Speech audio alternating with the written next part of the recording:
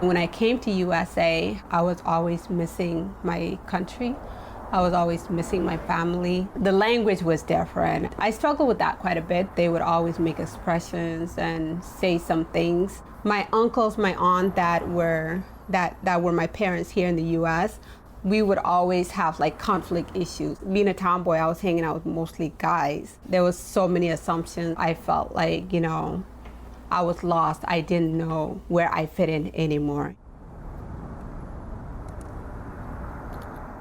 I was fighting a lot with my culture. I had to learn and realize that, okay, I'm under this law now. So if I choose not to go with the culture of being forced into marriage, then the law will defend me.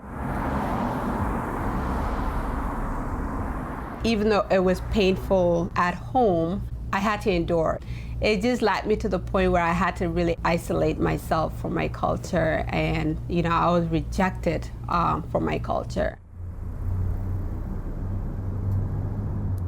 Our teachers, they would ask, what do you want to be when you grow up?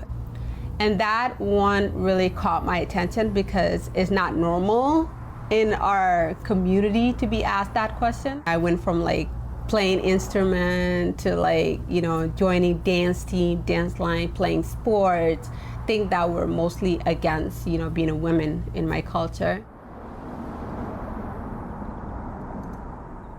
I became pretty much outside of the norm. I was never invited into anything cultural or even their parties or anything like that. The further I was pushed away from my people, the further I drift away. When that happened, my birth parents, they began to lose hope. They felt like our daughter will never come back. She's far gone.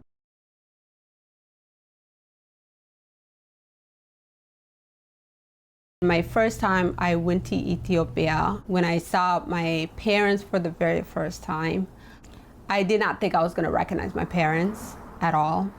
And there were a lot of other siblings that were born that I never knew and never met. So me and my mom, I think it took us 3 days. We cried for 3 days, didn't say a word to each other.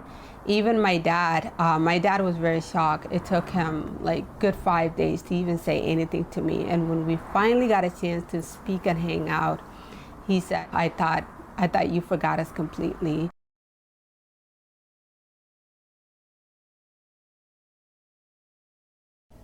For me, it was very emotional. It was confusing. It was exciting. They really thought I was lost. They really thought I would never come back. And the truth and the reality of it is, what I went through here with the cultural clashes and the difference is I didn't think I was going to come back either.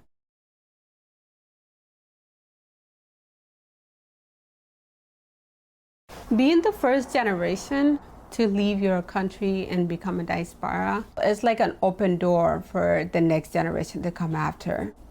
The things that we go through and that we experience, you kind of discover on your own. And it's like shining a light to what is to come in the near future.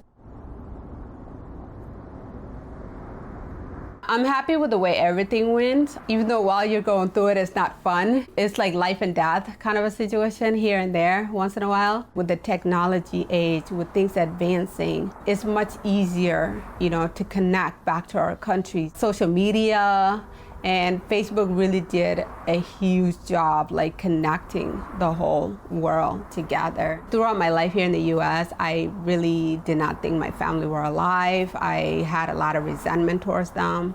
I thought maybe they didn't care about me. They didn't try to search or find me or anything. I think it's gonna be a lot easier journey for any of the newcomers that are leaving Ethiopia to be here.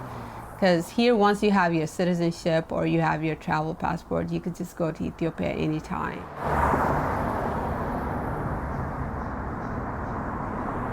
I'm very proud. I'm very, happy and honored. That's the way God, set up my life to be and to go through that experience. Anyone who is leaving their country to live in a different country, you will know that it's normal. These are the challenges that we go through. There's always going to be culture clashes.